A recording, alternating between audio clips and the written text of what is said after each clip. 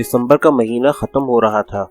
नवंबर में तो सर्दी कुछ ज़्यादा नहीं थी, मगर दिसंबर में जाड़ा रोज़ बरोज़ बढ़ता जा रहा था। उसकी वजह ये थी कि दिसंबर के दूसरे हफ्ते में 5 रोज़ तक मुसलसल बारिश होती रही थी और एक रोज़ तो ओले भी पड़े थे। लोग सुबह 8-9 बजे से पहले घरों से बाहर निकलते ही नहीं थे। उमरदीन की माँ को अपने बेटे की फिक्र हर वक्त परेशान रखती थी। उमरदीन का जिस्म बहुत कमज़ोर था और वो डरती थी कि अगर उसे बुखार हो गया तो वो और कमज़ोर हो जाएगा। शहर जाकर वो अपने एक दूर के रिश्तेदार से एक बड़ा कोट ले आई थी और चाहती थी कि ये कोट उमरदीन पहनकर अपनी चारपाई के ऊपर बैठा रहे या लिहाफ में घुसा रहे। और उमरदीन ये सोचता रहता था कि इतनी सर्दी में उसके दिलबर का क्या हाल होगा। उसे सर्दी लगती होगी तो क्या करता होगा। उसका जी चाहता था कि बड़ा कोट उसे ले जाकर पहना दे, मगर माँ से डरता था। एक रोज़ सर्दी पहले की निस्बत कुछ ज़्यादा थी और उमरदीन चूल्हे के पास बैठा था। माँ रोटियां पका रही थी। उमरदीन ने माँ से पूछा, माँ बड़ी सर्दी है ना? हाँ बड़ी सर्दी है, तेरा कोट कहाँ है? माँ ने जब देखा कि उसने कोट नहीं पहन रखा तो ये सवाल किया। माँ वो चारपाई पर है, उमरदीन ने जवाब दिया। नामुराद, मैं तेरे लिए इतनी दूर से लाई हूँ और तू पहनता ही नहीं, सर्दी लग जाएगी, बीमार हो जाएगा। अच्छा माँ, मैं पहन लेता हूँ। माँ सर्दी सबको लगती है ना? सबको लगती है, क्यों? तू ही को पूछता है? माँ ने पूछा। माँ सर्दी जानवरों को भी लगती है ना? उसने समझ लिया कि उसके बेटे का मतलब क्या है। डांट कर बोली, खबरदार, जो तू घर से बाहर निकला, वो मुर्दार जहाँ है ठीक है, गधों को सर्दी नहीं लगती, सुन लिया? इन बेशर्मों की खाल बड़ी मोटी होती है, जा कोट पहन कर आ। उमरदीन अपनी जगह से उठा और चारपाई के पास गया, कोट उठाकर पहना और वापस आकर चौकी पर बैठ गया। तू जाता क्यों नहीं अपनी चारपाई पर? माँ मैं जरा शबेराती को देखा हूँ। माँ ने हाथ में चिमटा पकड़ लिया और गुस्से से कहा, अगर तूने जिद की तो चिमटे से तेरी खाल उधेड़ दूंगी। उमरदीन खामोशी से दूसरी तरफ देखने लगा। इतने में शबेराती आ गया। मेरा दिलबर कहाँ है? उमरदीन ने शबेराती को देखते ही पूछा। इससे पहले कि शबेराती कोई जवाब देता, उमरदीन की माँ बोली, इसे तो बस उस नामुराद ही की पड़ी रहती है। बता रे, कैसा है इसका दिलबर? राजी खुशी है और सलाम कहता है। शबेराती ने हंसते हुए कहा, मगर उमरदीन का चेहरा उदास का उदास ही रहा। रोटी खाएगा शबेराती? नहीं खाला, खा कर आया हूँ। क्या पकाया है तेरी माँ ने आज? आलू पालक। पूरी 2 रोटियां खाई हैं। माँ ने कहा था कि खाला के लिए ले जा, मुझे याद ही न रहा।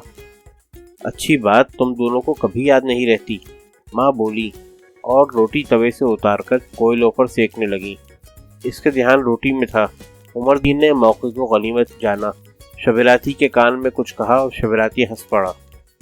माँ ने गौर से उसकी तरफ देखा और पूछा, क्या कहता है ये? कुछ नहीं खाला। तुम हंसे किस बात पर हो? मैं नहीं हंसा खाला। झूठ बोलते हो, हंसे हो और कहते हो मैं नहीं हंसा। याद रखो, तुम शरारतों से बाज ना आए तो गर्म कोयले तुम्हारे हाथ पर रख दूंगी। उमरदीन उठकर अपनी चारपाई पर चला गया। शबेराती भी वहीं पहुंच गया। उसने अपने दोनों हाथ जेबों में डाल रखे थे। माँ ने चंगेर में रोटियां रखी और एक रोटी के ऊपर माश की दाल डाल दी।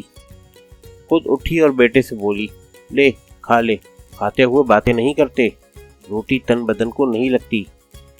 उमरदीन ने शबेराती से कहा, कुछ खा ले। और शबेराती तो था ही इस मौके की तलाश में, उसके साथ खाने बैठ गया। रोटी खाने के बाद उमरदीन ने इसरार करके माँ से इतनी इजाज़त ली कि शबेराती को गली में छोड़ आए, क्योंकि शबेराती ने उससे कहा था, मुझे घर से बाहर छोड़ा। माँ ने रोटी खाई, बर्तन इकट्ठे किए, अपना बिस्तर बिछाया और लेट गई। पूरे 1 घंटे बाद उमरदीन घर में आया। माँ ने डांटा डपटा और कहा, लिहाफ में घुसकर सो जा, और वो लिहाफ में घुस गया। उमरदीन की माँ जब चारपाई पर लेटती थी तो उसे फौरन नींद नहीं आती थी। कुछ देर तक जागती रहती थी और तरह तरह की बातें उसके दिमाग में आती रहती थीं। उस दिन भी वो सोचती रही कि उसका बेटा कब कमाने के काबिल होगा, कब वो आराम से घर में बैठेगी।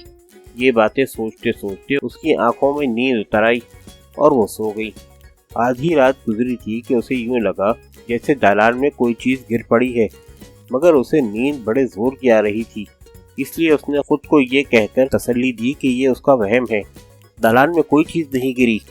आवाज फिर आई, मगर इस मर्तबा भी उसने आवाज को अपना वहम ही समझा।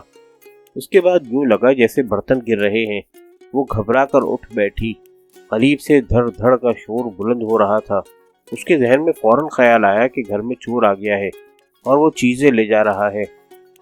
उसने बेअख्तियार चोर चोर का शोर मचाना शुरू कर दिया और लालटेन की तरफ भागी।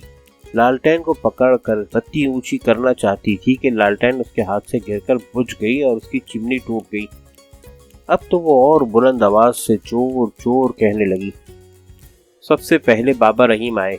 बाबा रहीम मोहल्ले की मस्जिद के इमाम थे और फातिमा ही की गली में रहते थे। फातिमा, कहाँ है चोर? बाबा रहीम ने पूछा। यहीं कहीं है, मेरे बर्तन ले गया है। हाय मेरा सामान।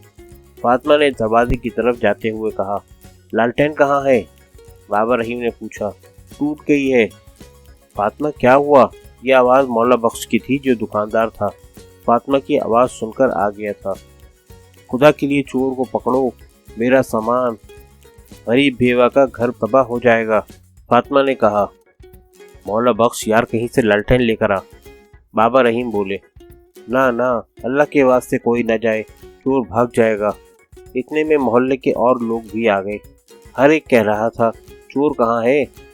मगर ना तो फातिमा जवाब देती थी ना कोई और। हर एक दूसरे का नाम लेकर कह रहा था, लालटेन लाओ।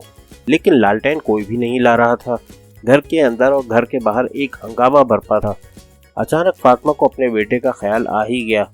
उमरदीन। उमरदीन की तरफ से कोई जवाब न मिला। उमरदीन, बेटा उमरदीन। अब के भी उसके कान में बेटे की आवाज़ न आई। हाय हाय, मेरा बेटा कहाँ गया? फातिमा को घर के सामान के साथ ही बेटे की भी फिक्र पड़ गई। यार लालटेन तो लाओ, मौला बख्श ने कहा। उसके बाद कई आवाज़ें बुलंद हुई। लालटेन लाओ, लालटेन लाओ।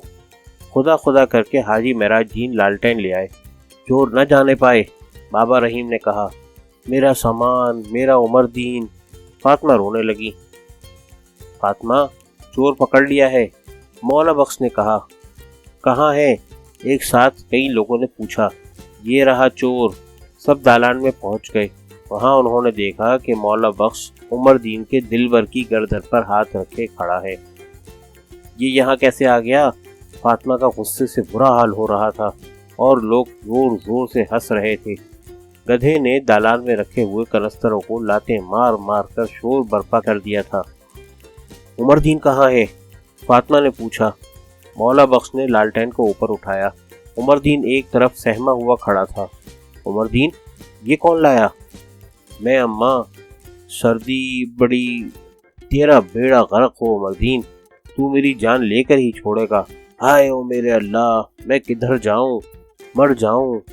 फातिमा सीने पर दो हथड़ मारकर जोर जोर से रोने लगी। अगर मौला बख्श फातिमा का हाथ न पकड़ लेता तो फातिमा जरूर अपने बेटे की पिटाई कर देती। वो गधे को एक मिनट के लिए भी अपने घर में देखना नहीं चाहती थी। लेकिन बाबा रहीम और मौला बख्श के कहने पर उसने ये बात मान ली कि गधे को रात भर के लिए वहीं रहने दिया जाए, घर से बाहर ना निकाला जाए और सुबह होते ही उसे निकाल दिया जाए।